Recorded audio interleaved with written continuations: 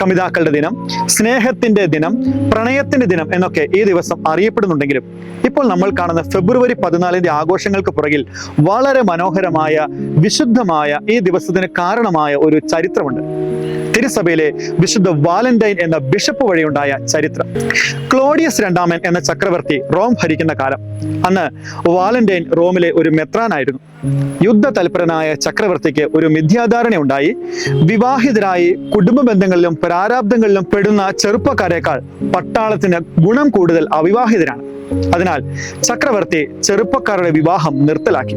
എന്നാൽ ഒരു സ്ത്രീയും പുരുഷനും തമ്മിലുള്ള വിവാഹം പവിത്രമാണെന്നും അതിനെ പ്രോത്സാഹിപ്പിക്കേണ്ടത് സഭയുടെ കടമയാണെന്നും മനസ്സിലാക്കിയ വാലന്റൈൻ പരസ്പരം സ്നേഹിക്കുന്നവരുടെ വിവാഹം രഹസ്യമായി നടത്തിക്കൊടുക്കുവാൻ തുടങ്ങി. ബഹുഭാര്യാത്വം ശീലമാക്കിയിരുന്ന റോമിലെ ജനങ്ങൾ കത്തോലിക്ക സഭ വിവാഹ ബന്ധങ്ങൾക്ക് നൽകുന്ന വിശുദ്ധിയും പവിത്രതയും മനസ്സിലാക്കി വലിയ തോതിൽ കത്തോലിക്ക സഭയിലേക്ക് ആകർഷിക്കപ്പെട്ടു.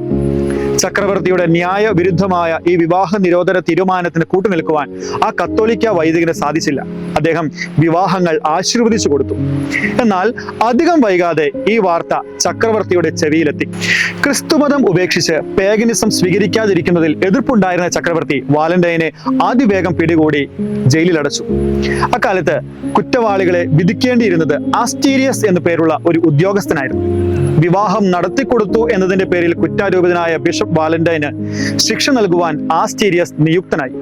എന്നാൽ ആസ്റ്റീരിയസിന്റെ അന്ധയായ മകൾ ജൂലിയയ്ക്ക് ബിഷപ്പ് വാലന്റൈനെ സ്നേഹപൂർവകമായ സമീപനത്തിലൂടെയും പ്രാർത്ഥനകളിലൂടെയും കാഴ്ചശക്തി തിരിച്ചു കിട്ടുകയും അതിന്റെ ഫലമായി ആസ്റ്റീരിയസും മകളും ക്രൈസ്തവ വിശ്വാസം സ്വീകരിക്കുകയും ചെയ്തു.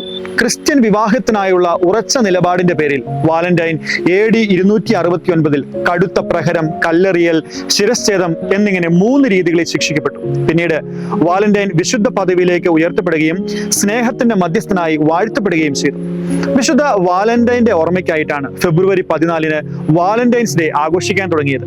എന്നാൽ കാലഘട്ടങ്ങൾക്കിപ്പുറത്ത് ഇന്ന് വാലന്റൈൻസ് ഡേ അതിന്റെ ഉദ്ദേശശുദ്ധിയിൽ നിന്ന് ഒരുപാട് മാറിപ്പോയിട്ടുണ്ട്. ക്രിസ്മസ് കാർഡിൽ ഉണ്ണീശോ ഇല്ലാതെ വരുന്നത് പോലെ വിശുദ്ധ വാലന്റൈനെയും കാലഘട്ടം മറന്നു കളഞ്ഞു. എങ്കിലും വാലന്റൈൻസ് ഡേ ഇന്ന് വലിയ ആരവത്തോടെ ആഘോഷിക്കപ്പെടുന്നു. വിശുദ്ധ വാലന്റൈന്റെ തിരുനാൾ ആശംസകൾ. Happy Valentine's day.